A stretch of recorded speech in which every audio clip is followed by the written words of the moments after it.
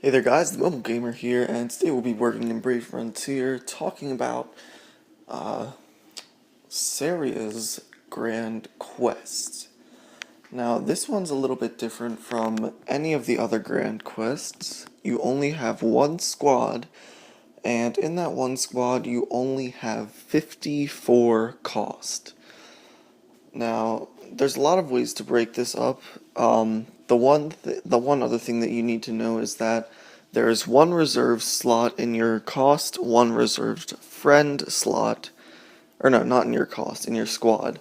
One reserved slot in your squad for someone that you'll know later on, one for a friend, and then there are two fighters that you can bring along, equaling 54 cost.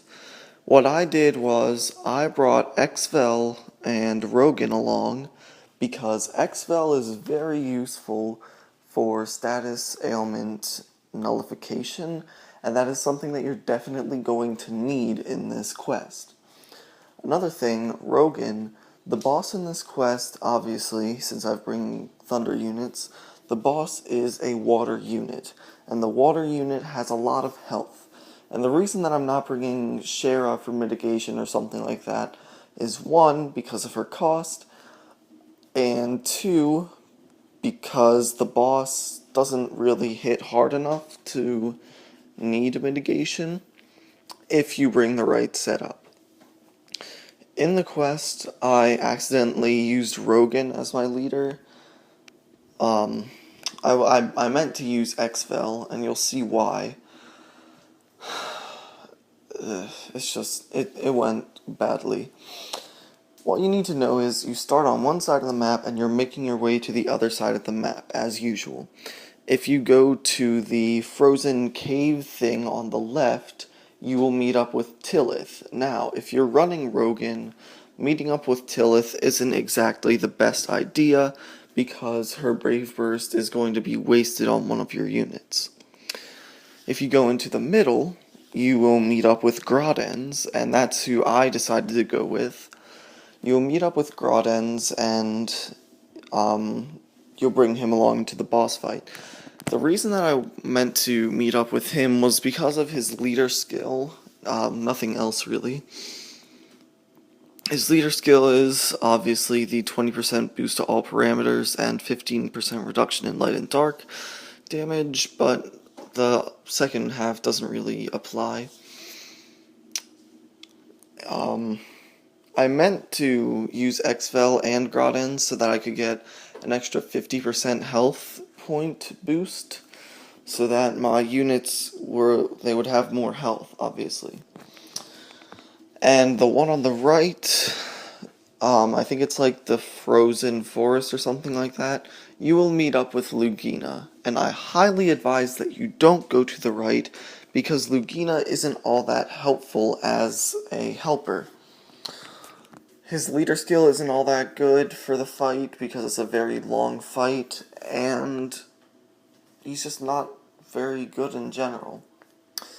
Now, as I say you should go with Groddens and Groddens only, the only way to get full completion in this quest is to use all three of the helpers. So, I'm going for a guide that's just one-time completion, get your gem. You might want to look up a guide for all three different helpers, but for Groddens it's fairly simple. You go to the final point, you meet up with Seria, and then the fight starts. One thing that you want to remember is the boss is water type and Seria is fire type. And if either Seria or Groddens dies, no matter if you have revives or anything like that, the fight is immediately over, and you have to restart it. So you're going to want to make your way through the first form. It isn't all that tough. I don't know what else to say.